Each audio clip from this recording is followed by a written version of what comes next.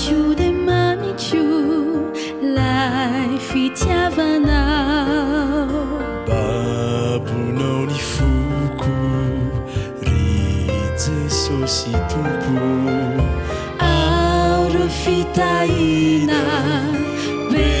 tsy voatanisa teny tsotrano ambarako oetikanao fa ny teninao riraino natoy zao ny fiainako teny mampahery ay mahavoky ny fanay ny safidiko riray teny anao ny sitraka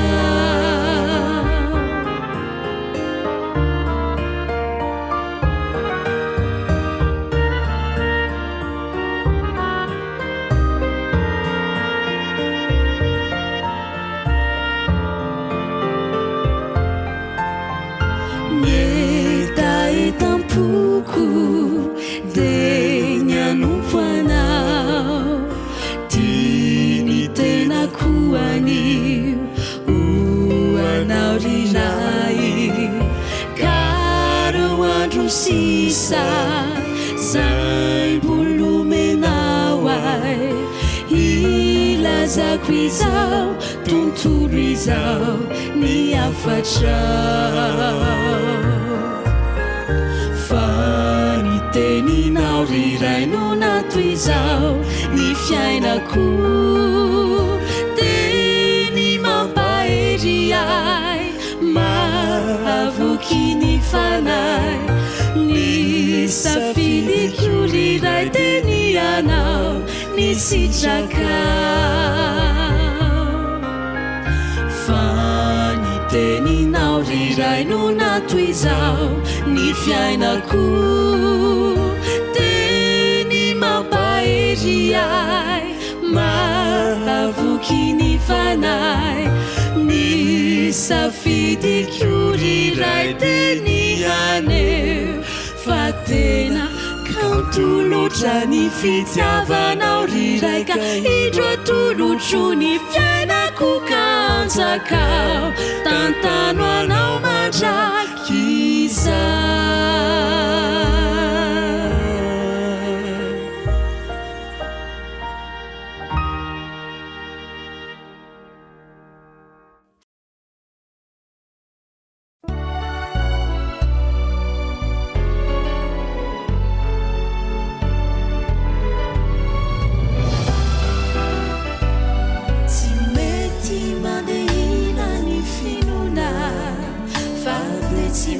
sarana sayanicho de hambarako aminao etona vizany noefa fatrafatry jeso de jereko ro modely zay nomeny fahapoka sy feno fatratry anicho vavaka sy asombieno pieny tanterahano anireo zay minaso amfio zahay jeso iazona finona iasa mafeo amizao tontolo izao kana matetika zaiza hay mirona tembareno aminy fanainao hanananiza mozahay etiantany rito posibanefany finoanay metesy anao iay mandanitrany tolo riherire fa milanga iay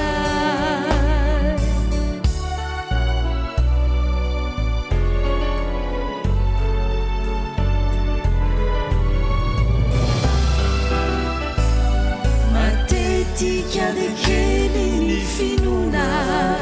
ka aizany asizay ataomono hande zay mahatsapadiso sy mifona sy mifamela eloka na tsary velatsyratotserena tomaro resaka milazo tena ty mbola eko ny fitiavantena fonjy fa efa miloverize ny ty ampinzahay jeso iazona filona iasa mafyeo amizao tontolo izao kana matetika zaizahay mirona demba reno aminy fanainao hanananiza mozahay ety antany ry tompo sy mpanefany finoanay metezy anao iaino andanitrany tolo rihery rehefa milanga iay fa raho avy andanitreny jeso tompo finona raha nasavitany aminao ho fonatreo reo toreo sy toloko fisiky akatrany etena vaova mitoy ny asy zay natreana mpinona de filerana tsy miato hoaniray olevonatreo ny fadisona fa oninany zao sy anao mandrakizay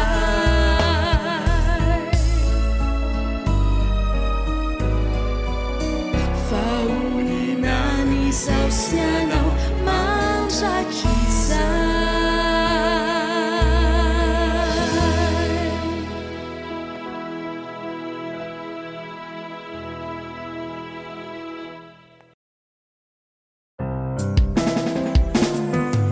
Iraikyo mandrakariva kalokyo amipeo iva etsy milatamby fitimananamby ty miangatra masambatra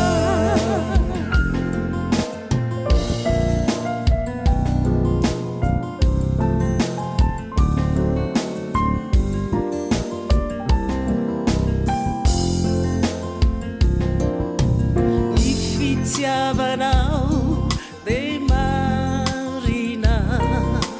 fititsina boarimboarina lalimpaka eny latsakanaty masay manolo teno faty iraikyo mandrakariva kalokyo amipeo iva etsy milatamby fitimananamby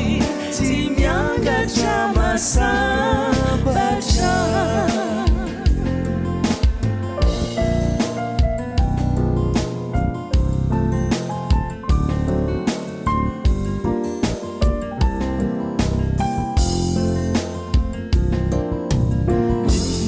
fitiavanao mandrakizay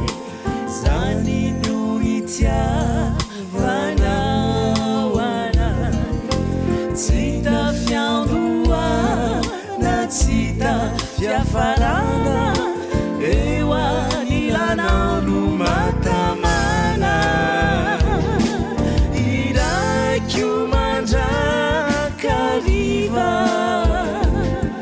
kalokyo amipeo iva etsy mila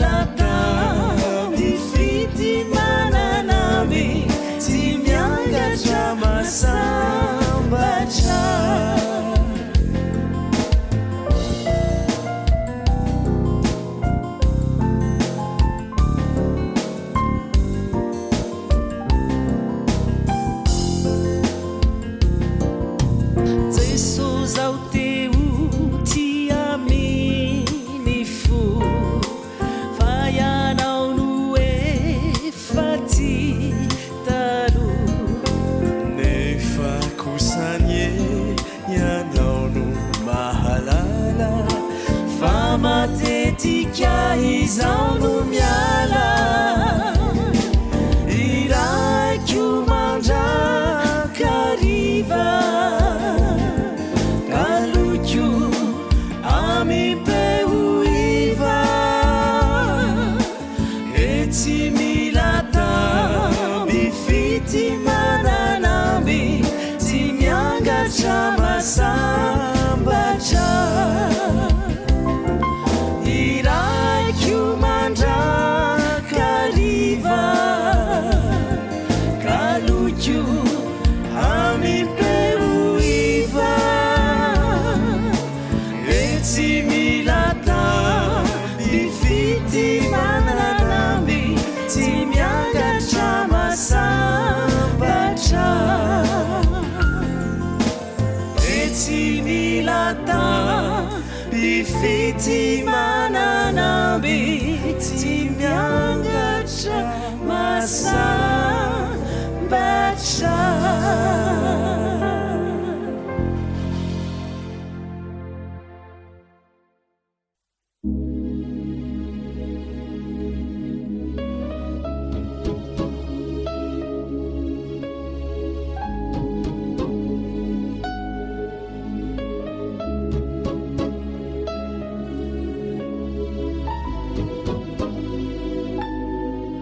Shamalukani andro tomanzumbu natuku takuna ilai maswandro toturuvanani fu misambuara fuara mafi nyundi zaite tezinao azakivi michakare faze sosi tsy ufefi kiani sambonao tsy urendry kiani fiainanao raha Jeso no miaraka aminao tsy ufefi kiani sambonao tsy urendry kiani fiainanao raha Jeso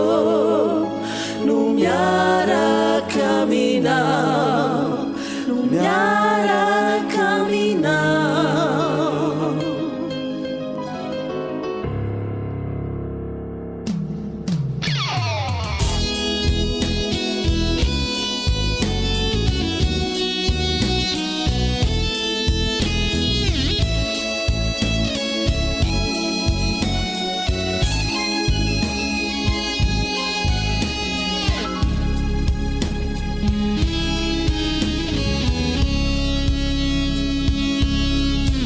marubeve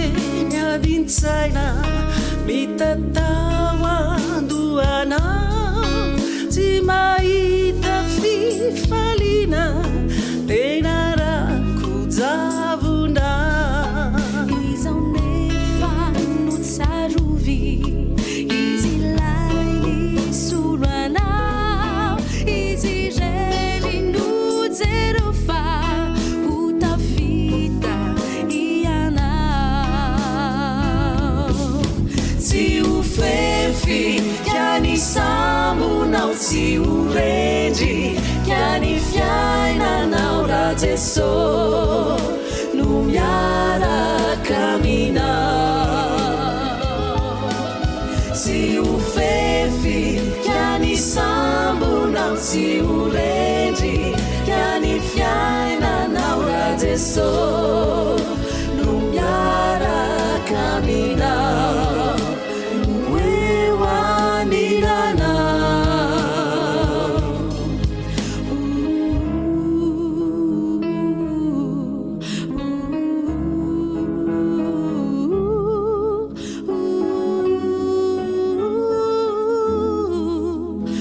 utafita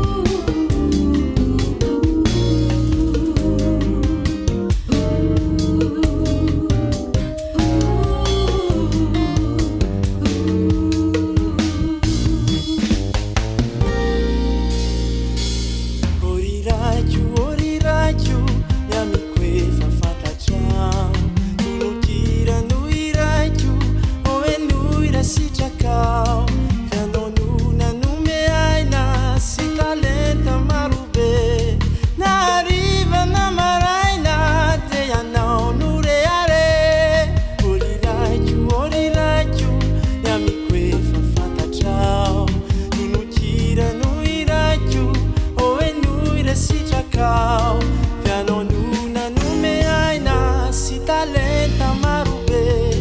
nahariva na maraina de anao no reare kafisaorana atrany no atolotroanao na dia mbola eto an-tany rehefa jerusalema vao ila feno firana feno asambarana fiderana fiderana isambaravarana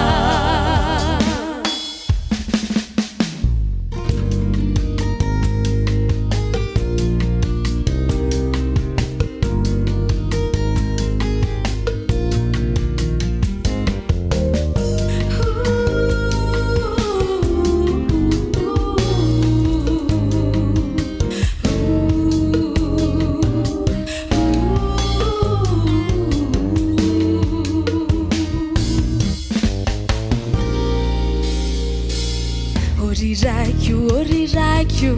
namiko efa fantatrao tononkira no iraikiu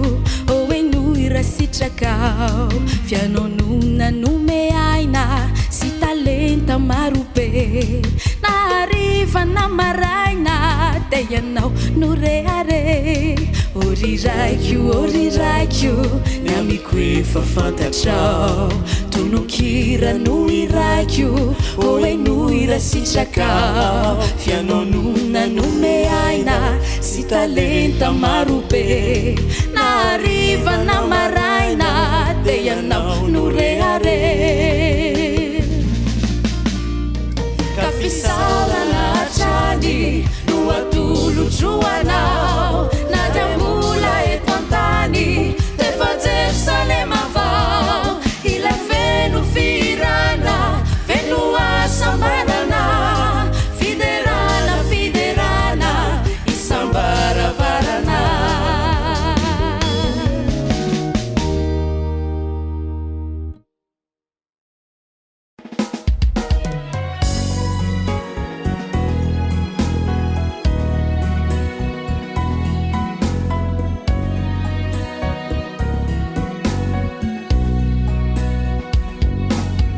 Shambola eto an-tany de maro ny manjo mety ho kivy ny fonao mandalo ihany izany vizao no ataovy ando de ny tompo aneanao vaovao isamaraina ny famindrampony izany no porofo lehibe ka aza mitaraina herezo izany ity saianao mihira hoe ny fahasoavany Jesosy no natoy izao ay ny fitiavany lehibe no notafiny ay na de tsy mendrika zao tefa noisay no zandriny tsy mba mpanompo intsony re fa ho mpiray lovaminy na de andalo fitsapana de tsy ho kivy ao na ho fiakarana malama de ho mpandresy ao satria ny tompo lehibe no efa mitarika an'ity mandrapatongako any edena vaovao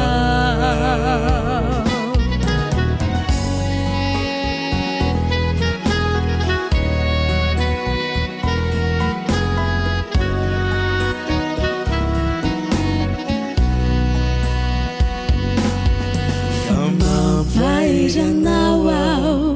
ho anao zay kivy ampo o mahereza mivava ny olana rehetra voavahany avoko Jesosy no tompo tsy mandà isamaraina ny famindrampony izany no porofo lehibe ka aza mitaraina herezo izany ity saianao mihira hoe ny fahasoavany Jesosy no natozao ay ny fitahiny lehibe no notafiny ay na de tsy mendriky azao defa noizany io zandriny tsy mba mpanompo intsony agny va ompiray lovaminy na de handalo fitsapana de tsy ho kivy ao na ho fiakarana malamy de ho mpandresy ao satria ny tompo lehibe no efa mitarika an'ity mandrapahatongako any etena vaovao satria ny tompo lehibe no efa mitarika an'ity mandrapahatongako any etena vaovao.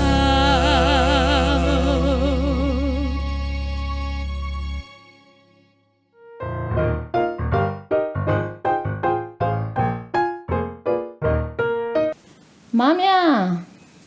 ahoana tompoko aviany aloha eneny ie zao ohatrany sahirana be oa za androany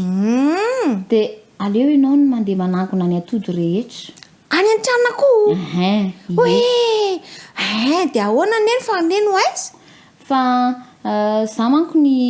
andeha anatitra commandin'olona fa zao mety efa betsaka be izy ao de angony daholo de rehefa voangona de atsoy dada fa tsy zakanao rery mantsy le izy zany ie zay fa efa miandro koa le olona rifany de anatitra commandin'olona alohany zay dana zay neny ka dana fa ataoko zany hoe tiako mihitsy zay makako zay tsy le mandeha iranena tiako fa le ao am'le tranonako ao misy akoho masika be zay efa teneniny foana am'izay akoho masika zay fa tsy rarahako rangaha tsy rarahako fa hitako zany masika zany zay akoho kely iny koa ve hitako zany aleo mihitsy azao de mandeha aiza moa zao zay harony zay andraso aloha alaiko mihitsy lesbika aiza lesbika hitako tsara eo zany akoho iny ve akoho kely noho iza iny lesbika aloha lao alaiko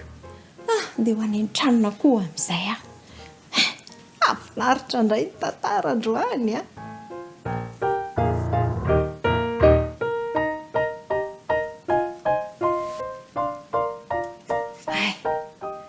andeha ho any io mihitsy le akoho io mihitsy teneniny aza manandrakandranan'io zay akoho kely io ve andraso mihitsy aloha ateriko etsy ty sibika ty anaovako azy aiza izy teo aiza io alaiko zanan'io androany anankaray ifa azoko oe ifa manenjy iakatreto ifa tsy azo izy dana lasako zanako anankiray hoe tanina zanako anao aiza koa zay manininy eo sangafo hoany io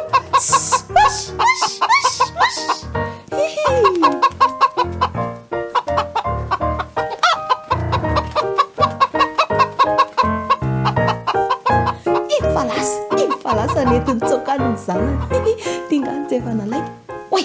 zay dada oe tady akaty dada aloha ty avelany any aloha akan'le atody am'izay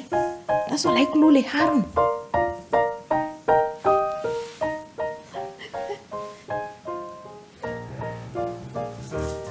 aloha alaina ny atody fa bety ny dady eo ndaso aloha oay petsaka koa izy zany a oay be da be tena feno ny arina ndaso hoe bataiko kely aizy zakako zany koa ve de mavesatra tsy atao ny dada ka aloha etiko ty aizy aloha fa etiko moramora fotsiny etiko moramora fotsiny ty etiko moramora fotsiny ty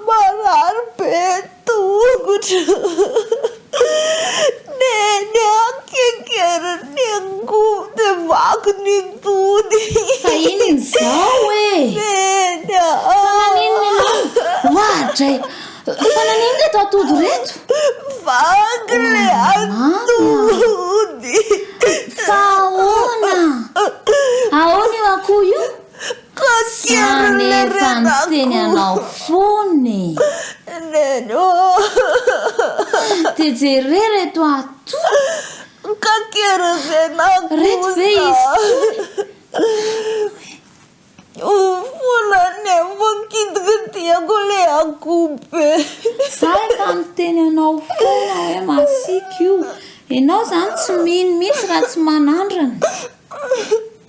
Nena diso afa fona. Okizay.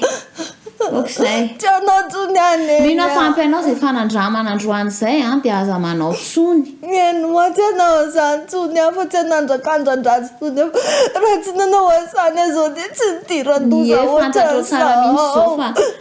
ratsy ny misangisangy loza. Tsy anao tsony ako. Abatany ty ariny ty dia avahana mariny reto raha mba hisy tsony ry ma. Vaky be tao be le izy. Miara-batany. Ohatra mavesatra be nzay.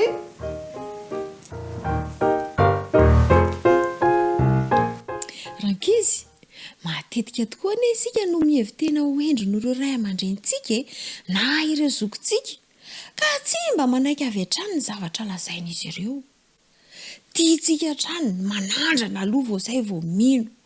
Tandremo anefa fa matetika ny diso aoriana loatra isika ary efa trahadoza vao manenina. Tsy azo atao mihitsy ny misangy amin'ny zavatra izay efa hitantsika fa mampidi-doza. Toy izany koa anefa ho tany. Ohatra hoe ny langa, ny alatra, ny finanana zava-mahadomelona sy ireo lalao maro samihafa izay manimba ny saina. Ialao lavitra ary aza andramana akory satria manimba anao ny fanaovana azy ireny. Tsy azo avenina ane ny vokatry ny fahazaran-dratsy any aoriana any. Sao mantsy ny lazay baiboly ao amin'ny ohabolana 7:20 ohabolana 7:20 manao hoe sambatra izay olona matahotra mandrakariva fa izay manamafy ny fony no hidiran-doza. Mahay zary mankatoa dia mankatoa avy tsara ny anatra ny ray aman-dreny. Andeha ary hoentintsika mbavaka ny fanapahan-kevitra antsika. Minao fa nanapa-kevitry ny ankatoa daholo nareo vavaka ary sika. Andriamanitra misaotra anao indrindra izahay noho ny hafatra izay nomenao anay. Mifona izahay fa efa tsy nankatoa ny dada sy neny, efa tsy nankatoa an'ireo ray aman-dreny, ny mpampianatra sy ireo zoky. Mamelany elokay Jesosy. Ankehitriny izay manapa-kevitra fa hankatoa tsy hanandranandram-poana dia omeo fahendrena mandrakariva izahay Jesosy. Amin'ny anaran'ilay Jesosy zoky tianay no angatahanay izany vavaka izany. Amen.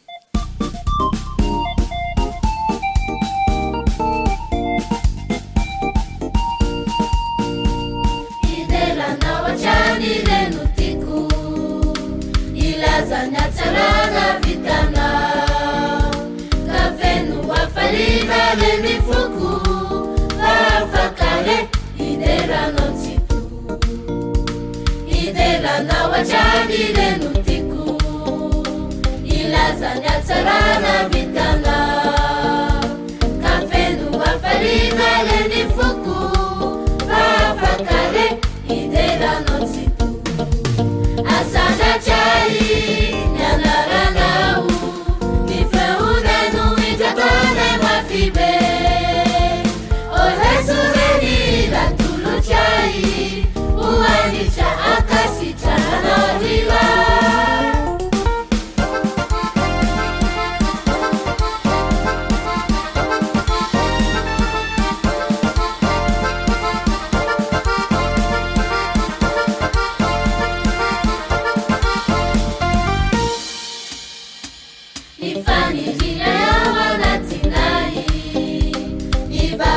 Silesa kamina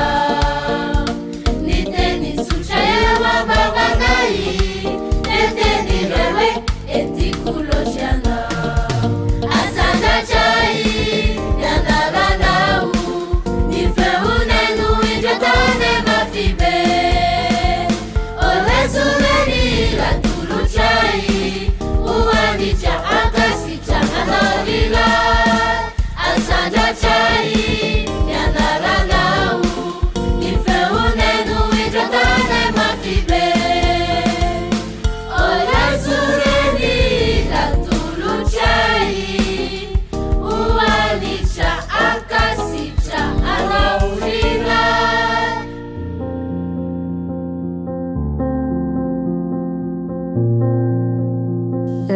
za zany ay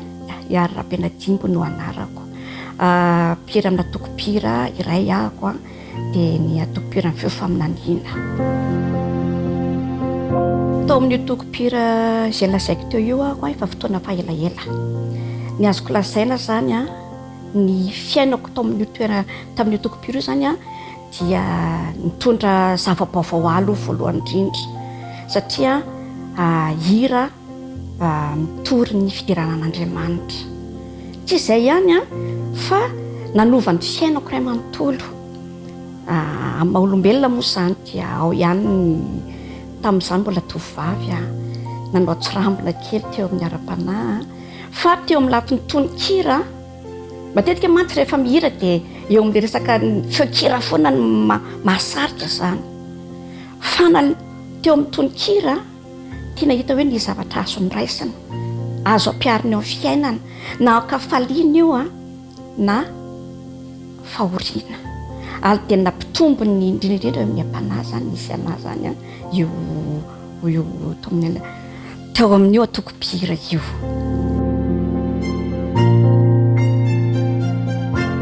za dia tia hira raha ao amin'ny tokantranoko zany a ny zanako ny hira izay ataoko isa-maraina atao hoe réveil manaitra ny zareo zay indray neny fa mihira efa taitry neny izay siotsioko ao an-dakozia mihirahira ako an-dakozia tena fiainana ao tokantranonay zany a ny hira zany ary tsy mampiova ny fiainako ihany fa na ny zanako koa ary a dia hitako hoe tafalatsapaka ao anatin'izay hira izay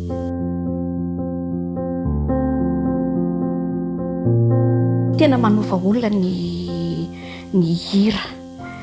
ho anay amin'io koraly io a dia fanaonay ny mandeha isan-taona mandeha ivelan'ny Antananarivo dia manao concert zay manao tsapanahy dia zavatra tena hoe tsy ampozinay a maro ny olona manantona anay hoe mba fantatrareo moa fa io hiranareo io no natonga anay eto amin'ity toerana ity ty laharana ity noho ny hiranareo ary mbola mijoro le oratra amin'izao vonaitro an'Andriamanitra fifaliana ho anay ary anisany mampirisika anay hatrany hatrany zany a hanohy an'izany asa masina izany tena mampiova olona ny hira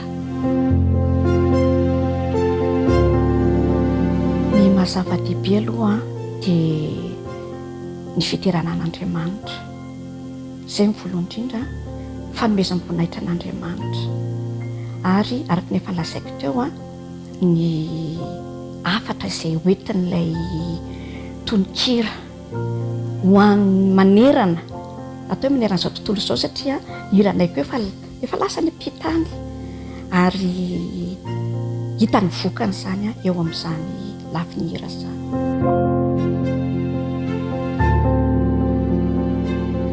Za zao matsapa fa nikizy amin'izao fotoana hira daholo. Eny ambony taxi be dia efa mandeha ny écouteur dia hira. Ka nitorohevitra dia zao hoe tsika ray aman-dreny reny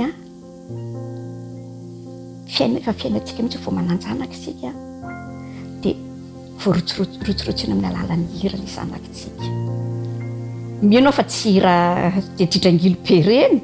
fa tena hira hoe hitantsika mahasoan'ilay zanatsika no ataontsika amin'ilay mbola mahakely azy eny. Melehibe ny zanaka dia ampidirina amin'ireny chorale ankizy. Chorale melehibe efa lehibe ohatrana mbola ao anatin'ny chorale.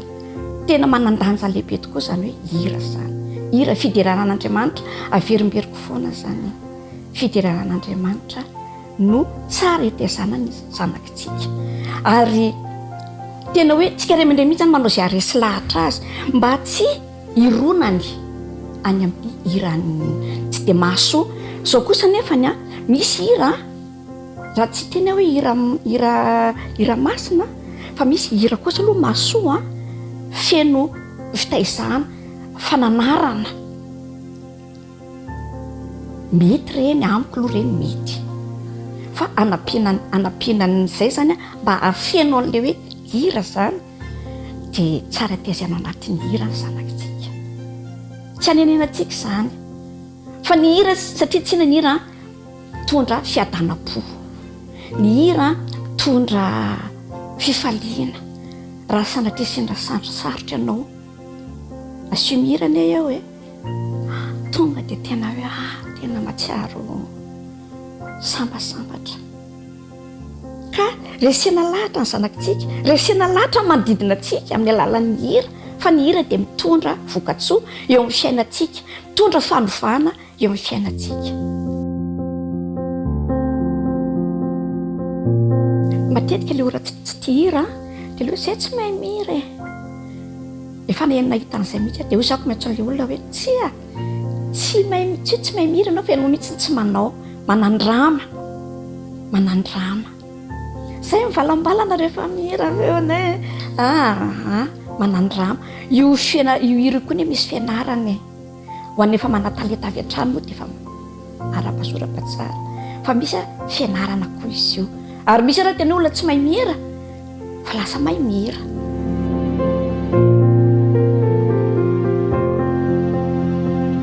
Tokony atao aloha zany dia sokafana aloha ny vava mihira fotsiny aloha amin'izao. Mety tsy fatany hoe mety sa tsy mety izay fa raha mahalinanao ilay izy dia azonao atao maka chef choral asa misy mpifanolo-podorindrina mihira mba henonao dia mba hatsoa izy mba miaino ny zavatra ataonao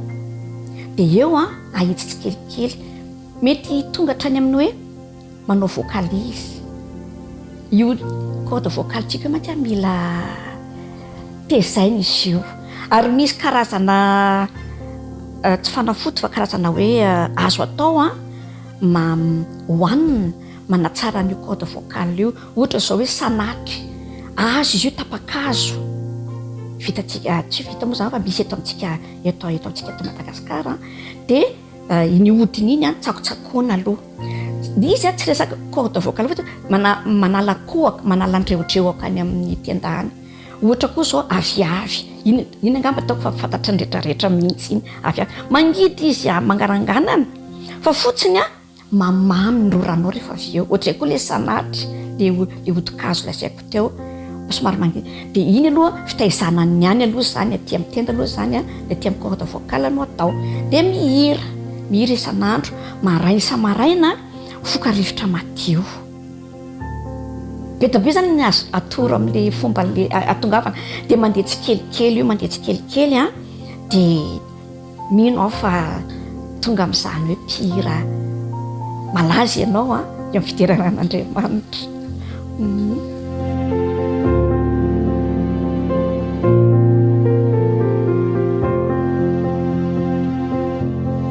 Ny hafatra zany a dia ny hira dia ilayntsika olombelona tena ilayntsika io araka ny tanteliko tany am-boalohany hoe nakafaliana fahoriana dia ilaina ny hira manome aim-panahy mamery sy tanjaka fifaliana ho antsika tsirairay avy indrindra moa zany hoe midiran'Andriamanitra zany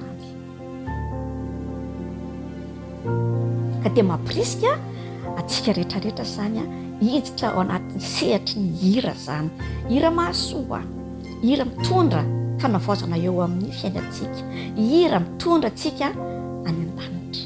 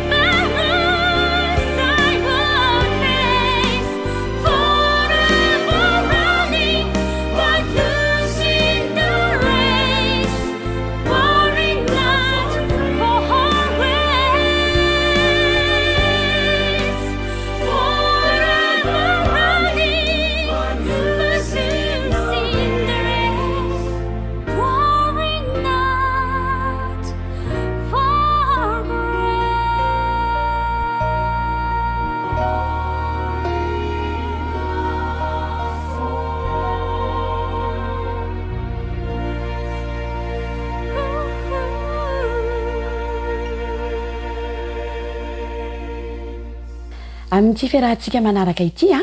dia iresaka mahakasika ny vehivavy isika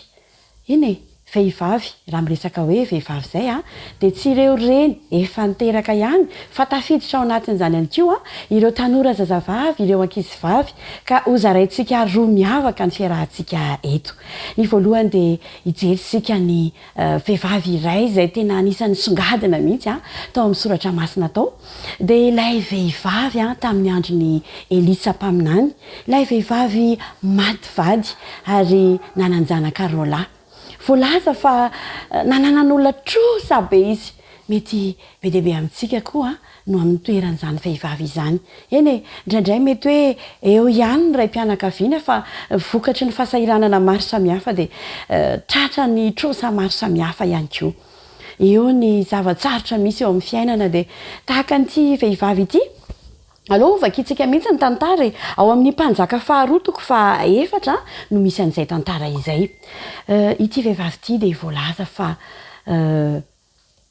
rehefa tonga tao aminy ny mpaminany Elisa dia nanontany azy hoe inona ny anananao dia hoy navaliny tamin'izay fotoana izay hoe tsy manana na inona na inona izay aloha no teneniny voalohany dia izay izy vao niteny hoe hay manana diloilo kely a izany hoe indraindray adinitsika fa zava-dehibe izay ananantsika rehetra ho an'ity vehivavy ity dia diloilo kely monja nananany tamin'izay fotoana izay dia niasa Andriamanitra tamin'izay kely nanananyity vehivavy ity mahafinaritra ny toy tantara fa nanome baiko ny mpanompon'Andriamanitra hoe mandehana mindrana vilany azo eritreretina zany fa ity vehivavy ity raha na niaina tao anatin'ny fahasahiranana aza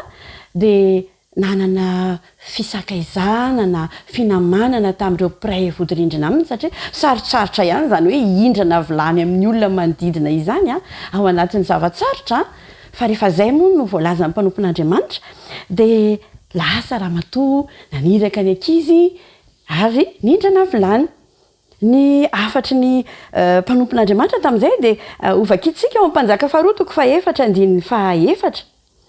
ary rehefa tafiditra ianao dia aoka irindrim-baravarana ianao sy izy mirahalazy zanakao ary manidina amin'izany vilany rehetra izany dia atokany izay feno misy dingany fankatoavana ihany koa izay nataon'ilay vehivavy mety afaka nametraka fanontaniana maro samihafa izy hoe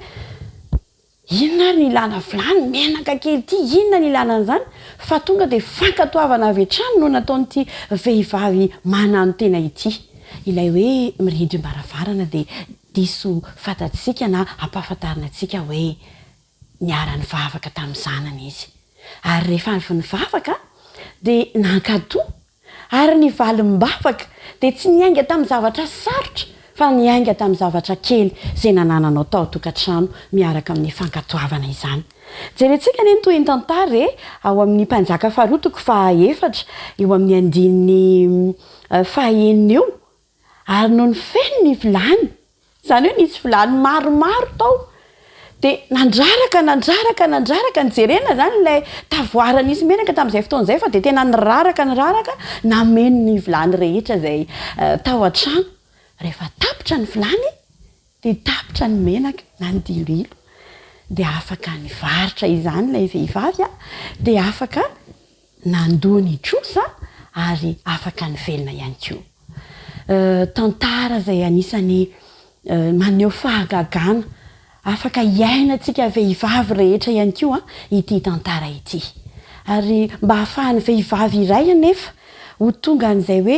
tonga amin'izay fotoana izay hoe atsapany zava-dehibe ananany eny fa na dia hoe kely aza ny fijery izany dia isika vehivavy raha miresaka hoe ho an'ny renim-pianakaviana satria raha tsy isika renim-pianakaviana no miezaka mampianatra ireo zanatsika dia tsy hanana fiainana ho avy mirindra ny zanatsika any arinany azo everina zany ny renim-pianakaviana malala fa efa nampianatra an'ireo zanany ity raha matoy ity vehivavy ity mba ahay ara-miaina aman'olona efa nampianatra azy izy ny fisian'Andriamanitra mahay manao fahagagana satria raha ankizy lahy kely zany no antsony hoe avitsika indrana vilany dia hidy ao ambaravarana ny fanazarana izay nomena an'ireo zaza ireo zany de tena mitondra soa ho an'ity ankonana ity. Azo resahana hoe ny vehivavy a de nomen'Andriamanitra an'izay fahafahana manapa-kevitra mandray andraikitra mba anatsarana sy ampandrosoana ny fiainan'ny ankonany. Raha izay no resahantsika mahakasika an'ity vehivavy manano tena ity a de ndehantsika hiresaka indray hoe inona ary no atao hoe inona no azo atao ho an'ireo ankizy vavy, ireo vehivavy a ireo ho lasa reny atsoatsy raha tiatsika ny ahatsapany a ananana an'izay hoe andraikitra tokony ho raisina ho amin'ny fikarakarana ny ankohonana izay raha sendra zava-tsatra izy.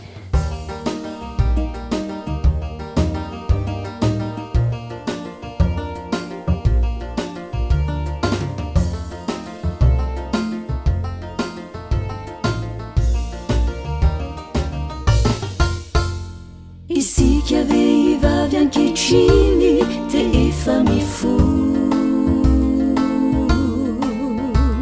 ka tokony arana ny fahiny zay lasa talo. Fotoana hanehony Jehova miherin'izao ny tenandrasany amin'izany izao sy anao de ianga isika andeha hitory tsarovy fafanahy mahery no ao anatina de ianga isika vononany filazantsara mandraky izany feo an-tanàna.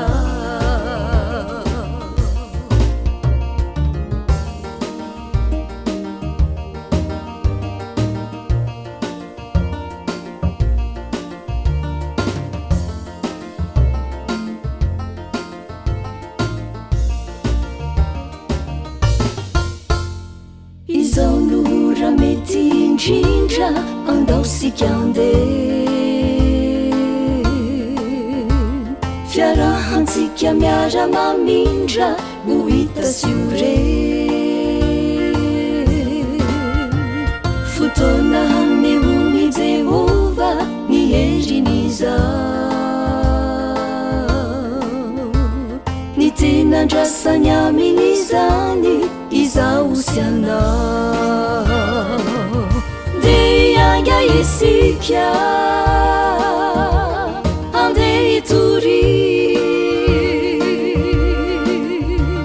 tsarovy fafanahy mahery no ao anatina de ianga isika vononany filazantsara mandraky izany feo an-tanàna de ianga isika andeha hitory tsarovy fafanahy mahery no ao anatina de ianga isika vononany filazantsara mandraky izany feo an-tanàna filazantsara mandraky izany feo an-tanàna filazantsara mandraky izany feo an-tanàna.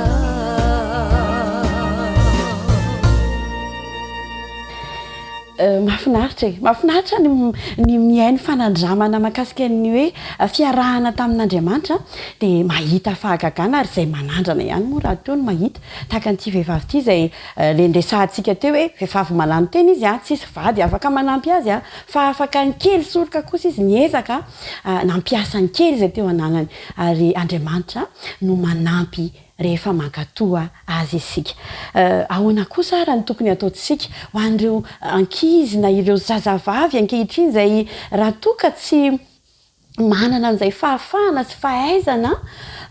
mandanjalanja sy miezaka dieny mbola kely sady dia tsy afaka anana fiainana mirindra ao ariana kely ao ho an'ny lohahevitra ho amin'ny fankalazana nyity andro ho an'ny vehivavy ity zao ohatra dia miresaka ny hoe fanabeazana ny vehivavy mba hananany fizakantena ina moa le hoe fizakantena zany hoe tsy ankin-dohaman'olona fa mety ho afaka hamely tena izy ary afaka hiezaka amin'ny alalan'ny ezaka avy amin'ny manokana mba hahafahany mandroso ho an'ny fiainany ho avy raha iresaka kely vetivety isika aloha hoe inona ara ny tsara ho fantatry ny tovavy zany hoe ampitaina amin'izay vehivavy rehetra ho antsika rehetra izay mitaiza vehivavy zany dia tsara ho ampahafantarina an'ireo vehivavy ireo zany dia ny mbola kely moa zany izy ireo dia efa homanina mba ho tonga vehivavy mendrika tahaka ny hoe mba hahafahanao manana zaridaina misy voninkazo tsara tare mamelana tsara tare dia haitsika tsara ny ataon'ireny mpamboly ireny fa asaina ny tany asiana zezika tondrahana atao mieloha zay zavatra izay dia afafy ny voana voninkazo na mamboly dia tsy hoe afafy dia avela eo na atsatoka dia avela eo fa amin'ny fotoana rehetrarehetra zay ahafahanao mikarakara dia mikarakara ianao hoe sorina ny ahidratsy tondrahana ihany koa raha sendra misy ravina tsy tsara loatra mandropona dia tapahana satria te hanana zaridaina tsara tare amin'izany fiainany vehivavy izany dia ny mbola kely dia mila ampianarina ireny zanantsika ireny vehivavy kely ho lasa vehivavy lehibe any aoriana ireny mba ho matehoty mba andray andraikitra mba avitribitrika tovavy aloha amin'izao fotoana izao fa aoriana kely dia ho lasa renim-pianakaviana dia misy fomba fitenin'ny malagasy zay hoe ny enti kely entin-dehibe ny fahazarana dieny kely ihany no entina hiatrika ny fiainana ho avy ka raha amin'izao kely izao zany raha mbola kely ny ankizy vavy no efa kamo dia azo heverina fa kamo mihoatra lavitra noho ny amin'izao izy zany ao ariana kely dia tsy hisy ny fahatomombanany eo amin'ny fiainana misy ireo vanim-potoana izay lalovan'ny ankizy vavy raha resatra satsika vetivety kely fotsiny aloha mahakasika an'izay hoe raha voateraka ny vehivavy hatramin'ny 21 taona eo dia ilain'ny vehivavy ny mikolo mitandro fatratra ny fahasalaman'ny vatany zany hoe mitandro ny fahasalamana amin'ny fihinana amin'ny fomba mampanao rehetra ohatra hoe ny fisakafoana ara-dalàna ny fanaovana fanatanjahantena mba hananana vatana salama tsara entina hiatrika ny fiainana ho avy hikarakarana ny tokantrano hikarakarana ny zanaka hikarakarana ny vady ihany koa dia eo amin'izay hoe taona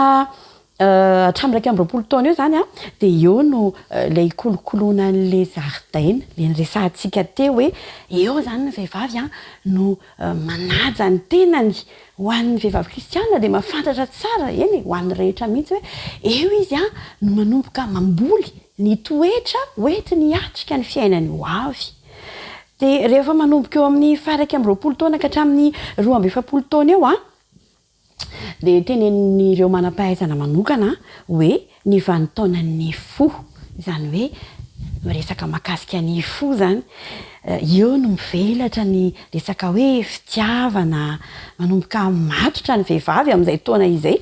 dia matetika eo no tena ahitana ny atsara tarehan'ny vehivavy ary eo koa indraindray no ahitana eo amin'io taona io zany no tena ahitana hoe tena resy sanatria an'izany ny vehivavy anankiray dia amin'izay fotoana resantsika teo izay dia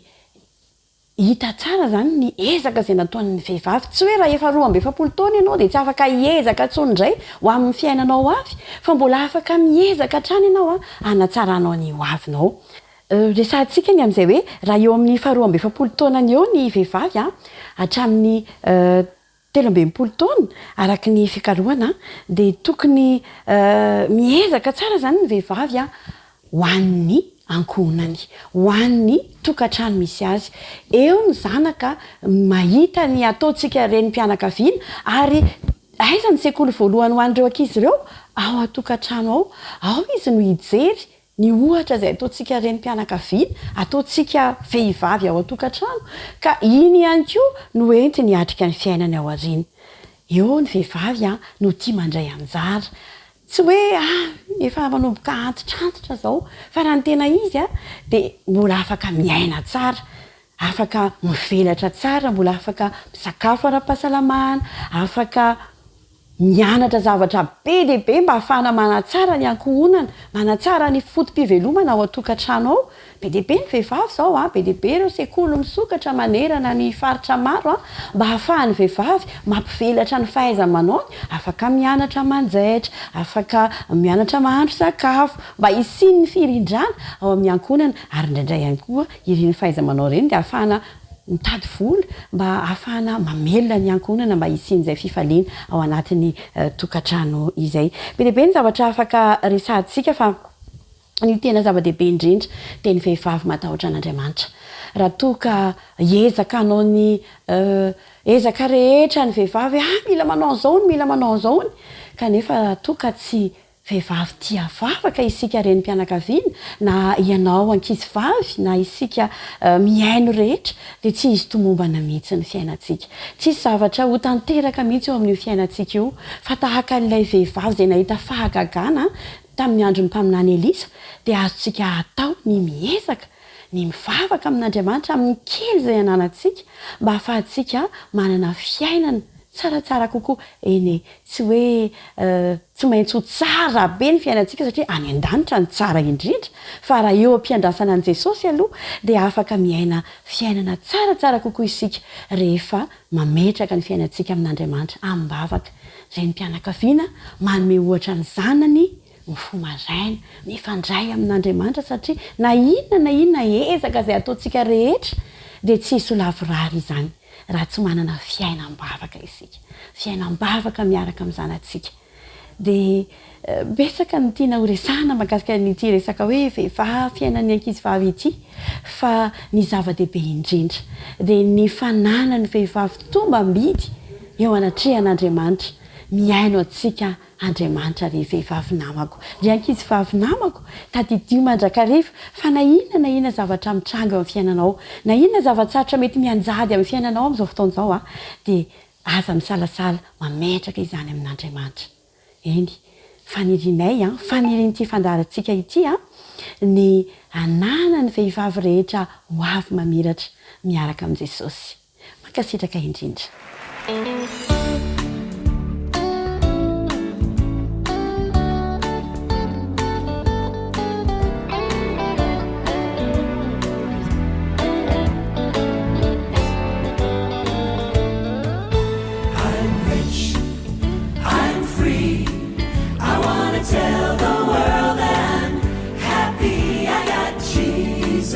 Right here in my heart.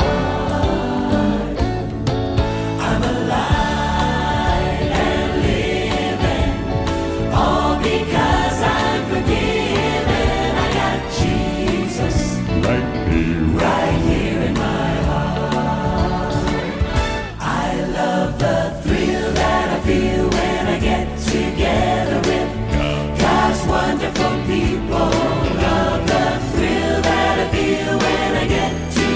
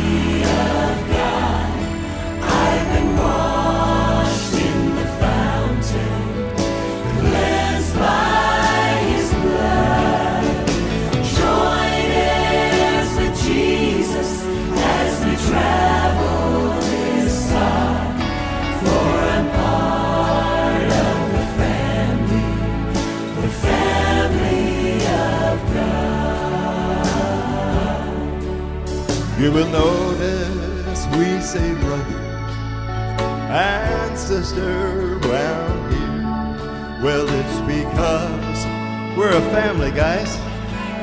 and these folks are so dear. When one has a party, we all shed a tear and rejoice in his victory in this family so dear. Everyone, I'm so glad I'm a part of the family of God. I've been washed in the fountain, cleansed by his blood. Join hands with Jesus as we travel this side, for I'm part of the family of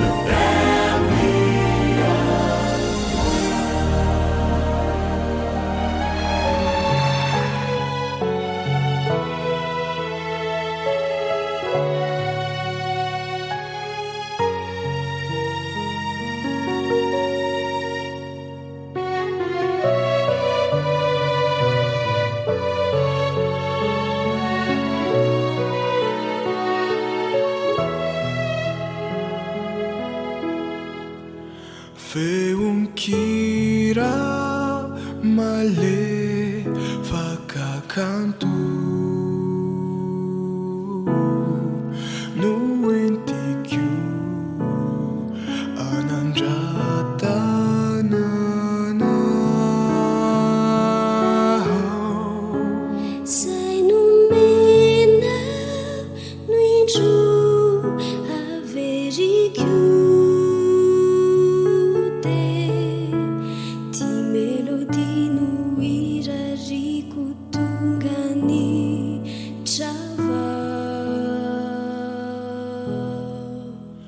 Zatuhira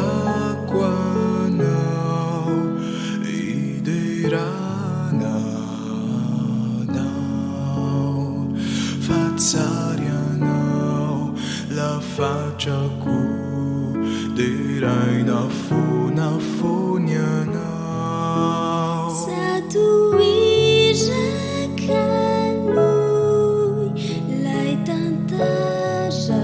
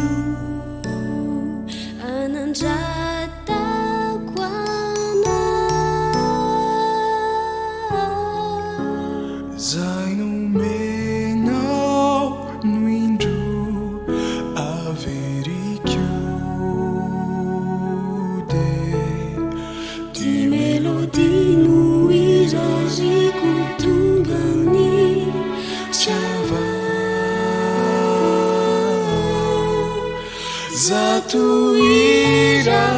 kwanao iderana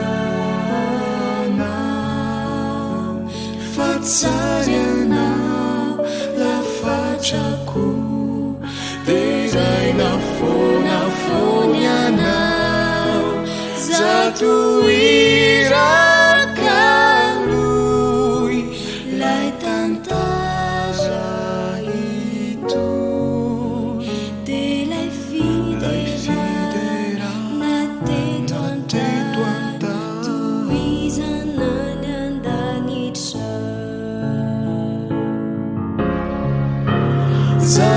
Zatuhira kwanao iderana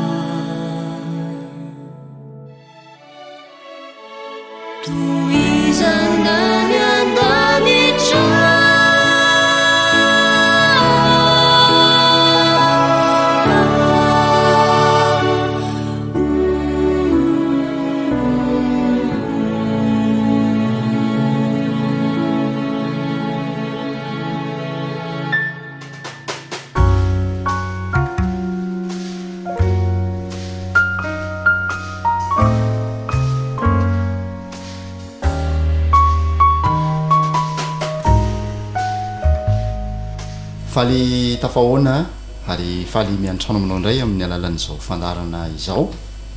ny fandarantsika zay manokana indray a hijery loahevitra anankiray zay tsy mifanalavitra amin'ny iainantsika andavanandro anivon'ny fiarahamonina dia ny fanilikiliana izany manolotra ny fiarabana ary mirary soa sady manasanao anaraka ny fandarantsika hatramin'ny farany manatombontsotra antsika miaraka amin'ny pastora fanera andriam-paradina zay amelabelatra hitondra fanazavana ary indrindraindrindra ampaherytsika amin'ny alalan'ny soratra masina ato anatin'ny fandarana fanilikiliana eny anivon'ny fiarahamonina tranga anankiray zay efa fahitantsika ary tsy zava-baovao fa efa saika miaina nandritran'ny taonjato maro ary natrehana tamin'ny fiaraha-miaina tamin'i Jesosy ihany koa tetỳ an-tany dia ao anatin'izay vanim-potoana zay indrindra no anatsoantsika lesona aloany a mikasika n'ilay vehivavy nanositra menaka manitra ny tongotry Jesosy koa raisina ho fivaliana ny mandray anao atao anatin'ny fandarana pasteur tonga soa ary manolotra fiarabana ihany koa miarabanao mandrakariva namana dino ary faly mandrakariva inkoa miaraka amintsika amin'ny alalan'izao fandarana izao andraisantsika ny ten'Andriamanitra ary ihany koa andraisantsika ny fitahiana avy amin'Andriamanitra. Angamba tonga dia ho atombokontsika ny resaka satria mandeha ny fotoana vehivavy anankiray nanositra menaka manitra ny tongotry Jesosy a dia nisy karazana olona maromaro nanatrika an'izay toejavatra zay a samy nanana ny fomba fijeriny inona no azo ambara mikasika an'io pasteur eny azy ndao hojerentsika aloha ny zavatra niseho tamin'io fotoana io ho faritantsika voalohany angamba ny namana dino dia hoe taiza no niseho le tantara aloha dia avy eo hojerevantsika lay olona voakasika ao anatin'le izy na amin'ny teny frantsay hoe ny personnage ao anatin'le izy dia avy eo hojerevantsika amin'izay zany lay araka an'le voalasina teo lay fomba fijery samihafa nanoloana n'lay toejavatra ndao atsika maky ny ten'Andriamanitra ary ao amin'ny marka no hovakitsika zany hoe io tantara io zany dia filazantsara telo no mitantara azy Matthieu, Marka, Luka fa Jauna tsy mitantaran'izy io fa Jauna filazantsara ny Jauna indray zany dia manome fanazavana misy kokoa makasika ny hoe iza moa i olona io ary taiza ohatrana ahoana ny momba le olona zay zany eo amin'ny filazantsara ny Jauna ndao vakitsika ny ao Marka ary Marka toko faefatra ambin'ny folo andininy fahatelo Marka toko faefatra ambin'ny folo ka ny andininy fahatelo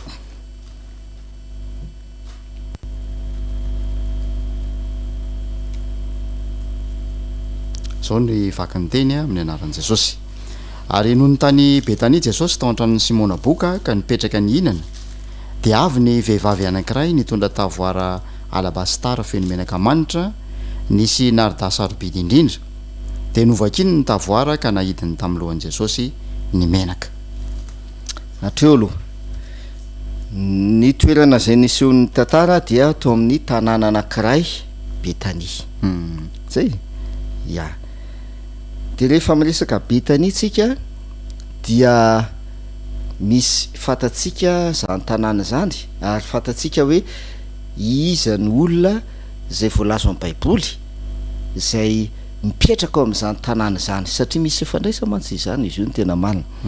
dia any amin'ny Jauna tsika mahita azy Jauna toko fa 2:10 no andeha vakitsika Jauna toko fa 2:10 ny andininy voalohany Jauna toko fa 2:10 ny andininy voalohany ary nisy lehilahy anankiray narary dia Lazarosy avy any Betania tanànan'ny Maria sy Marta rahavaviny atreo aloha Betania tanànan'ny Maria sy Marta ary Lazarosy dia ity toejavatra ity zany dia voalaza fa niseho tao Betania lay toejavatra tanàna Marta sy Maria voalaza eto ihany koa fa nisy vehivavy anankiray izy mitondra tavoara alabastara feno menaka manitra ao amin'ny marka sy lioka ary matio dia tsy voafaritra hoe iza le vehivavy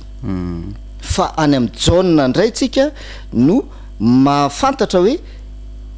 ianina kay le vehivavy zay tena manamarina mihitsy zany a na le tanàna zay nisy on'le toejavatra de ndao toy izantsika le jauna toko faraka ambin'ny folo ny andininy faro Maria dia ilay nanositra ny tompo tamin'ny menaka manitra sy namoaka ny tongony tamin'ny volondohany ary Lazarosy anadahiny no narary atreo aloha mazava zany hatreto aloha fa tao Betania no niseho ny tantara ary le vehivavy voalaza eto dia Maria rahavaviny Marta anapavin'ny Lazarosy mipetraka amin'ny Betania mipetraka any Betania ndao ary toy izantsika ny fandiniana nyity toejavatra ity tao Betania taiza ho aiza tao Betania no niseho ny toejavatra miverinao amin'le marka toko fa raika 4 fotsika de ny andininy fahateto ihany aventsika vakina kely marka toko fa 4 ka ny andininy fahatelo ary noho ny tany Betania Jesosy tao hatramin'ny Simona boka ka nipetraka ny hinana dia avy ny vehivavy anankiray nitondra tavoara labasy tarafeny menaka manitra nisy naridasa sarobidy indrindra dia novakiny ny tavoara ka nahidany tamin'ny lohan'i Jesosy ny menaka tao an-tranona lehilahy anankiray no niseho ny tantara tao an-tranony Simona voalaza eto hoe Simona boka ny mety zao mazava ho azy fa efa sitrana izy ny dikany fa raha mbola tsy sitrany Simona tamin'ny apokana dia tsy afaka niseho itoejavatra io voalaza haitsika tsara zany sady voalaza ny lalàna ihany koa zany tamin'izany fotoana zany boka de atokana monina sa zay fa eto dia tao an-tranony Simona no niseho ny tantara zany hoe efa sitrana tamin'ny apokana zany Simona amin'ny fotoana io zava-dehibe zay satria misy lesona zay tsoatsika ao arena kely ao zany mahakasika an'izay boky Simona voilika eto amin'ny fiarahamonina izy azony namanadinao am'izay zao le toejavatra boky izy teo aloha voilika eto amin'ny fiarahamonina izy noho ny apokany sitrana izy zany ankehitriny afaka nandray an Jesosy izy ao atokantrano nanasany Jesosy izy ary ao amin'ny lioka toko 7 dia mbola misy famaritana misimisy kokoa mahakasika nio olona anankiray io lioka toko 7 ny andininy fa 4 lioka toko 7 ny andininy fa 4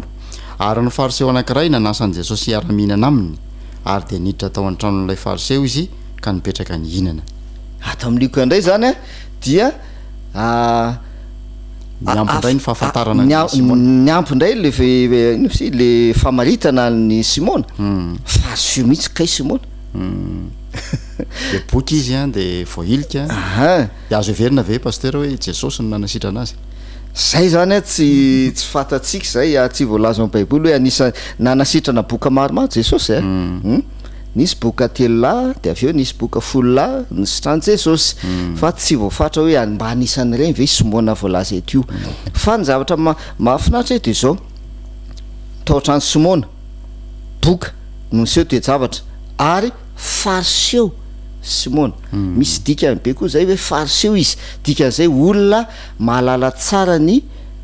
fitsipika sy ny lalàna sy ny fampianarana sisy i Simona zany amin'ny fotoana io zany hoe tsy olona hoe tsy olona ignorant izy izy ny fitena amin'ny teny frantsay tsy hoe tsy olona tsy mahalala ny tokony atao i Simona fa olona mahalala tsara ny lalàna ary mahalala tsara ny fiarahamonina jiosy tamin'izany fotoana misy idirantsika mantsy zay rehefa andeha am'izay le iseho le toejavatra de mampieritreritra satria lay olona zay iverina fa mahalala tsara ny tokony ataony satria fariseo izy mahalala tsara ny lalàna mife na ny fiarahamonina zany rehefa hoe misy vahiny tafiditra de inona ny fomba fanao amin'ny mahafariseo azy tokony fatany tsara tsy hoe tokony fa fatany tsara izany zavatra zany amin'ny mahafariseo azy fa tsy nataon'le izy ndao ary idirantsika ny tantara ray rehefa tonga tao amin'ny trano simona boka fariseo jesosy hiara-minana dia niditra lay vehivavy, le vehivavy somary avetsika kely Maria le vehivavy avy any Betania. Inona ny fijery avy hatrany mahakasika an'ity vehivavy ty rehefa niditra tao amin'ilay efitrano any amin'ny Lioka no andeha jerevantsika. De ahoana voalasa ny Lioka 7:7-8. Lioka 7:7-8. Sy ny 7:7. Zao ny vaky ny teny a Lioka 7 ka ny 9:7 sy ny 7:7. Ary ny fariseo anankiray nanasan'i Jesosy hiara-minana aminy. Atenitra tao an-tranon'ilay fariseo izy ka nipetraka nihinana. Ary indro nisy vehivavy mpanota tao an-tanàna. Ka rehefa fantany fa Jesosy nipetraka nihinana tao an-tranon'ilay fariseo, de nitondra tavoara alabastara feno menaka manitra izy. Atreo aloha. Voalaza eto zany fa tonga de nisy fijery avy hatrany an'ilay vehivavy. Hoe iza moa io vehivavy io, manahoana moa io vehivavy io. De amin'ny 7:7 de izy ary indro nisy vehivavy ahoana izy izy mpanota tao an-tanàna. Zay zany tonga de fijery avy hatrany. Dikan'izay a tsy niafina tamin'ny olona teo zany momba n'io vehivavy io. Ary fantatry ny olona niara-ninana teo io vehivavy io. Manamarina an'izay a ny teny Simona ao amin'ny 7:7. Lioka 7:7-7. Ary no nahita izany lay fariseo nanasa azy dia nanao anan-kapo hoe ara-paminany ty de ho nalalo io vehivavy manendry azy io sy ny toeny fampanota io. Zay hitanao zao le fijery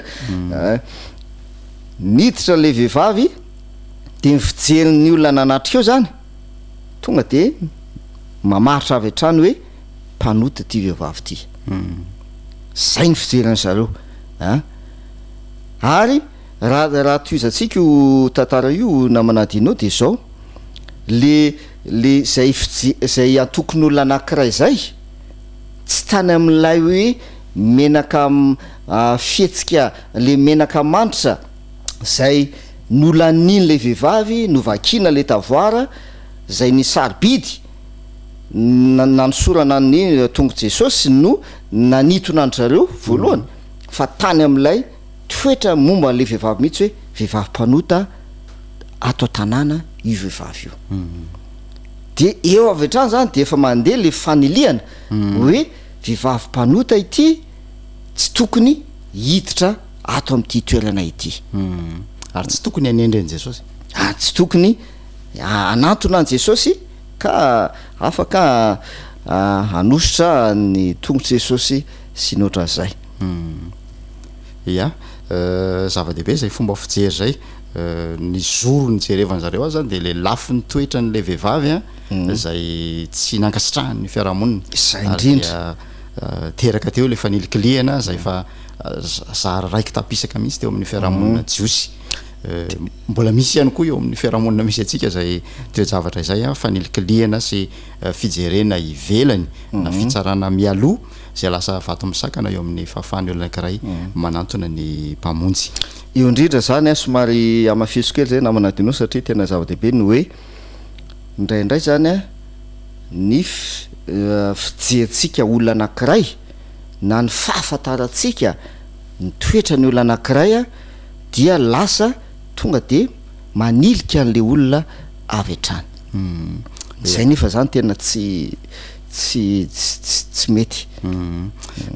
Ny teny anao teo le hoe angala anankiray indray le hoe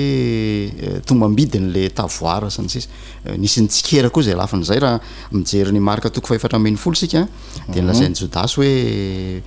fandaniam-poana io fihetsika io. Fomba fijery anankiray koa tao anatin'le trangan-javatra io pasteur. Zay indrindra ataontsika hoe atokon'olona anankiray indray zany manana fomba fijery hafa indray fomba fijeran'le vehivavy zany io a Judas zany a tsy nanana le fijery teo aloha hoe mpanoty io tsy taniny anazy no fomba fijerina le vehivavy ka naniliany an'le vehivavy hoe tsy tokony anao an'izany ianao le faniliana mantsy zany amin'ny endrika maro samihafa le voalohany teo zany zao efa endrika faniliana hoe olona mpanoty tia tsy tokony hiditra ato zay a fa tia indray zany a faniliana amin'ny endriny hafa indray neny Jodasy de teo am'le hoe menaka manitra no ny fantohany ny fijeriny de andao avy antsika avakina le izy eo amin'ny marika 4:1 no misy anazy a de ovakitsika ny andininy fa efatra sy ny fahadimy marika 4:1 de ny fa efatra sy fahadimy ary nisy ny sasany tezitra ka ny fampilaza hoe inona no anton'izao fandaniam-poana ny menaka manitra izao fa azo namidy ho lafo tsy omby tena 300 iny menaka manitra iny ka omena ny malahelo de tezitra indrindra tamin'ny ravehivavy ireo zay tena mahapetrehitra le fomba fijery eto a zao tsara le fomba fijery a hoe itia vehivavy mpanota mitondra zavatra sarobidy ahositra an Jesosy rehefa tonga teo amin'i Jesosy de teo am'izay noseho le fomba fijery anankiroa fomba fijery anankiray de le hoe mpanota ty vehivavy ty ny fomba fijery anankiray de hoe manao fandaniam-poana le vehivavy le fomba fijery faharoa zany a tsy nijery an'le Ozisa teo hoe le hoe mantoetrany le vehivavy sy mampanota anazy fa le zavatra nataony no naniliana azy le zavatra nataony voalaza eto hoe tezitra tamin'ny vehivavy Ozisa le olona satria le vehivavy nafoy zavatra sarobidy lafo vidy ho an'i Jesosy ngamany raha ohatra hoe raisika amin'ny fomba fanao mazatra zany raha hoe fomba fijery hafa zany namanadinao de mety ohatrohatra zao ihany koa mety misy fomba fijery hoe vehivavy mpanota mafoy zavatra ho an'i Jesosy a de mety nisika ihany koa fomba fijery hoe avy aloha lanina an'iny any ina moa no ivakina aloha am'izany fa io ane zavatra mpanota e mpitsangajanga zay mantsy zany le hoe mpanota io vehivavy io mpitsangajanga a de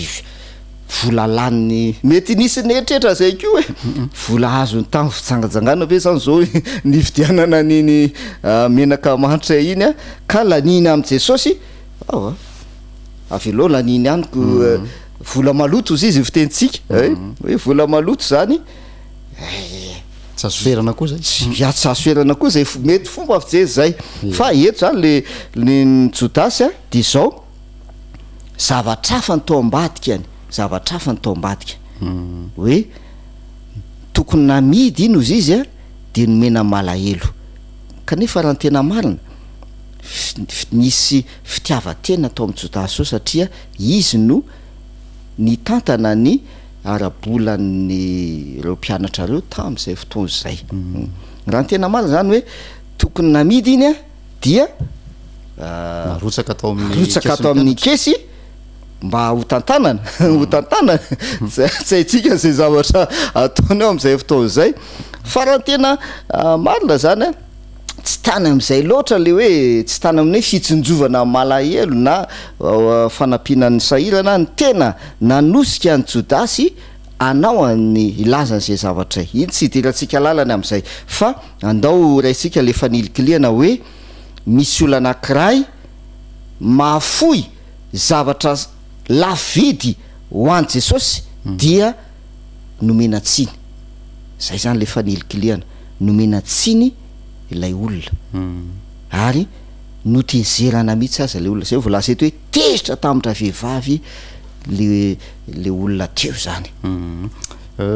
mahafinaritra pasteur fa hitan'i Jesosy daholo ireo zoro rehetra ireo zay atao hoe ny fantohany ny fanakanana ty vehivavy ity samy nahazo fanitsiana mifaifay tamin'i Jesosy reto fomba fijery rehetra ny tany sainao reto a ndao ndray idirantsika zay tapany faharoa zay ahoana ny réaction ngambany azo ilazana azy ny réaction an'i Jesosy a nanoloanan'ireo fiatsika ireo tompoko ndao ary ho jerevantsika ara ny réaction an'i Jesosy na ny fomba fitsenan'i Jesosy de zao ndao amin'ny Luka no vakitsika ao amin'ny Luka manome lesona mihitsy zany zao Jesosy sady manome lesona ho an'ny Simona izy zay fariseo boka no manome lesona ny Jodasy ihany koa izy de ozy izy amin'ny andininy 470 sy ny manaraka no ovakitsika Luka 7 ka ny andininy 470 ary Jesosy nitodika anjeran-dra vehivavy ka nanao tamin'ny Simona hoe hitanao va io vehivavy io niditra teto an-tranonao nefa tsy mba nanome rano anasana ny tongotra ianao fa izy kosa nahakotra ny tongotra tamin'ny ranomasony de namoaka azy tamin'ny volondohany de manaraka ihany koa andininy 770 tsy mba nanoroka akory ianao fa izy atr'izay nidirako de tsy mbola nitsahatra nanoroka fatratra ny tongotro toizatsika ihany ny lohako tsy mba nosoranao dililo akory fa izy kosa nanosy menaka manitra ny tongotro atreo zay tsara zany zao zay mahatonga nametraka tamin'ny voalohany hoe iza moa Simona de voalaza hoe fariseo izy olona mampianatra ny lalàna mampianatra ny ataontsika hoe soatoavana eo amin'ny fiarahamonina ny fariseo ny mampianatra zany amin'ny ny vahoaky anisan'izany le hoe rehefa misakafo de mila manasa tanana satria ny fariseo dia niteny an'izay tamin'ny mpianatra Jesosy hoe mihinana amin'ny tanana tsy misasa fantatra zareo zany ny soatoavina zay tokony ajaina sy iainana eo anivon'ny fiarahamonina ary nampasahivan'i Jesosy mihitsy izy zay indrindra naveriny Jesosy tamin'ny Simona fariseo zany izay toe-javatra izay rehefa hitan'i Jesosy ny fomba fijeriny Simona hoe vehivavy mpanota ary ny ten'Andriamanitra de milaza hoe nahafantatra ny tao am-pony Simona Jesosy fantatra Jesosy ny tao am-pony Simona rehefa nahita le vehivavy Simona de fantatra Jesosy avy hatrany ny tao am-pony dia naveriny Jesosy tamin'ny Simona ny tokony ataony hoe Simona raha tokony hanao zavatra ohatran'izao ianao tsy nataonao le izy fa ty vehivavy ty zay eritreretinao tao amponao hoe mpanota hoe raha mpaminany io lehilahy io dia mahafantatra ny toetrany io vehivavy zay eritreretinao mpanota io nanao ny zavatra zay tokony nataonao zay zany le lesona zay nomeny Jesosy any Simona ary mafimafy zany zay lesona zay raha ny tena marina satria ianao fariseo mpampianatra an'izany amin'ny olona de averiny Jesosy aminao le zavatra hoe zavatra zay tokony nataonao tsy nataonao fa ty vehivavy ty zay no iverinao fampanota tsy tokony hanao an'izany no manatanteraka l'izy amiko ya le lafiny anankiray indray ry Jodasy reo mimbokevitra aminy mikasika an'ilay hoe fandaniam-poana de zao indray ny teny Jesosy raha mamakitsika eo amin'ny Marka 4:10 ny andininy 9 sy ny 7 de ao mba avakio kely ny ten'Andriamanitra Marka 4:10 ny andininy 9 sy ny 7 9 sy ny 7 fa hoy Jesosy taminy avelao izy nahoana ianareo no mampalahelo azy asa soa no nataony tamiko fa ny malahelo dia eto aminareo mandraiky hariva ary naovinanaovinany tianareo anaovana soa aminy de mahazo manao ianareo fa za kosa tsy mba ho eto aminareo mandraiky hariva zereo tsara le teny Jesosy satria tezitra zany ry Jodasy tam'le fandaniam-poana ozy izy de ozy izy Jesosy avelaonareo izy nahoana nareo mampalahelo azy ozy izy asa soa no nataony tamiko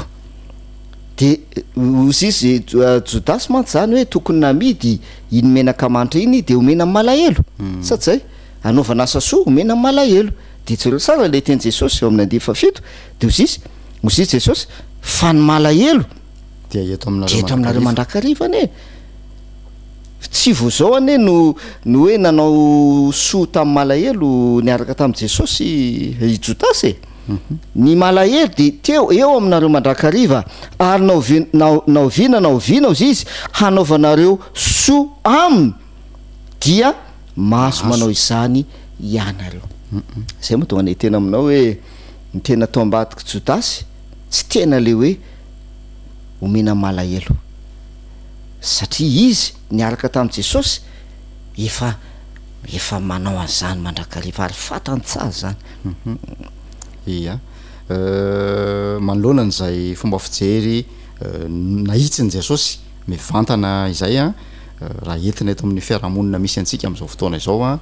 manoloana ny mpanota sy ny fitsaratsarana mialoha sy ny fanelikiliana inona no lesona azo tsoahana pasteur? Ndao atsika handray lesona avy amin'izay fanazavana zay zany de ny hoe lesona azo tsoahana voalohany zany ny hoe zao ny toetra ny olona anankiray na manahoana izy ny manahoana dia tsy tokony haniliana azy. Ohatra zany zao hoe misy olona anankiray ataontsika hoe ohatra hoe tsy mahatoky ohatra tsy mahatoky ohatra hoe faingafaingan-tanana mangalatra sisisy fantatrao iny olona iny ary zay ny afantaranao an'le olona zay toetra zay ny afantaranao an'le olona dia tsy tokony hanao faniliana an'iny olona iny ianao noho zay toetra zay ka hoe alao ahilika mihitsy ty olona ty fa satria zao ny toetrany. Zay zany le lesona voalohany sady lehibe ao anatin'izay zavatra any amin'ny resaka faniliana. Jereo tsara fa Jesosy na manahoana na manahoana toetra ny olona de tsy nanilika olona mihitsy Jesosy Kristy ary manamarina zany ny teniny. Ndao makitoky sandena anankiray tsika Luka 10:7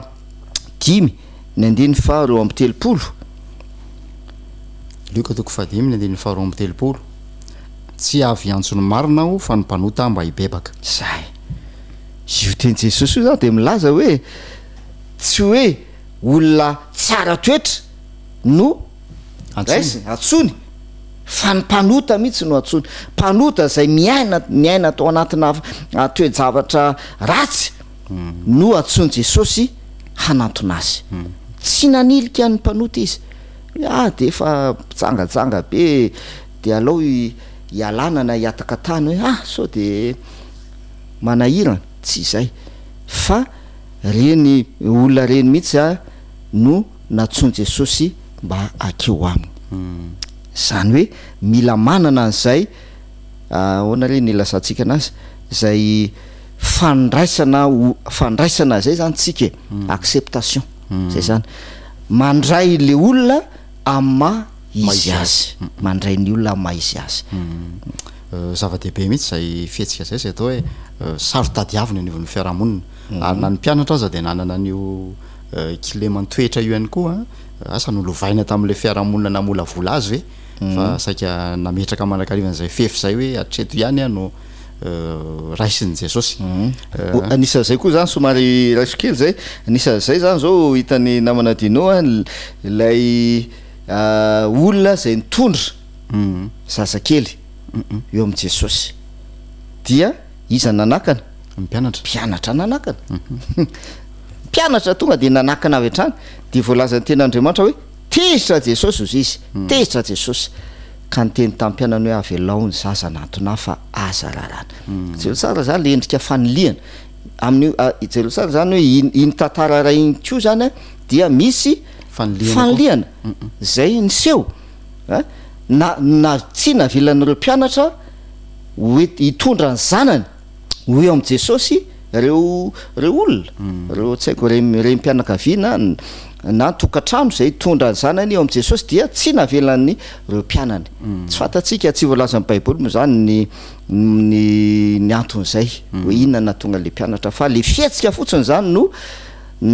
voalaza ka nampatezitra an' Jesosy iny zany no milaza amintsika sy manamafy hoe tsy afa tsy eken'i jesosy ny faniliana tsy eken'i jesosy mihitsy ny fanilikiliana olona